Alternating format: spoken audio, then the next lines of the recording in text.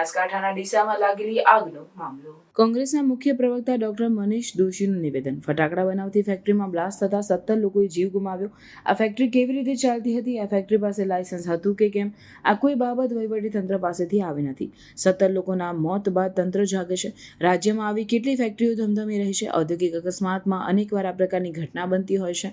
રાજ્યમાં કયા પ્રકારનું તંત્ર કામ કરે છે? આ પ્રકારના અકસ્માત અટકાવવા રાજ્ય સરકાર શું પગલાં ભરે છે તે જનતા જાણવા માંગે છે.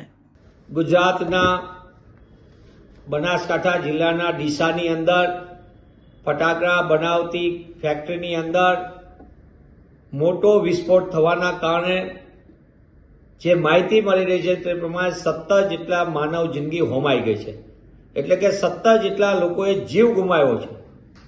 આ ફેક્ટરી કઈ રીતે ચાલતી હતી, ફેક્ટરીને લાયસન્સ હતા કે નહીં, અને એની સંપૂર્ણપણે એની ચકાસણી થતી હતી કે નહીં, આવી કોઈ પણ પ્રકારની બાબત હજી સુધી વહીવટી તંત્ર તરફથી આવી નથી.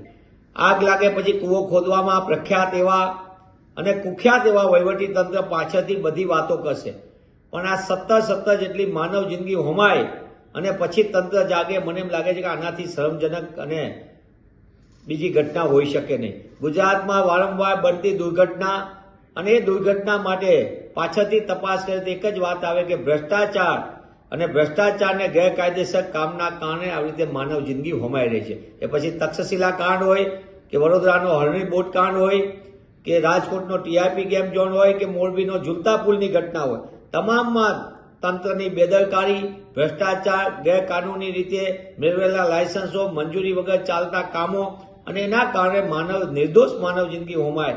ત્યારે આ ડીસાની ઘટનાએ ફરી એક વખત સાબિત કર્યું કે ગુજરાતની અંદર આવી કેટલી ફેક્ટરીઓ ધમધમે છે. ગુજરાતની અંદર ફેક્ટરીઓમાં થતા વિસ્ફોટના કારણે માનવ જિંદગી હોમાય છે. પ્રાર્થના સંદેશ ન્યૂઝની તમામ લેટેસ્ટ અપડેટ્સ માટે ચેનલને હમણાં જ લાઈક, શેર અને સબસ્ક્રાઇબ કરો.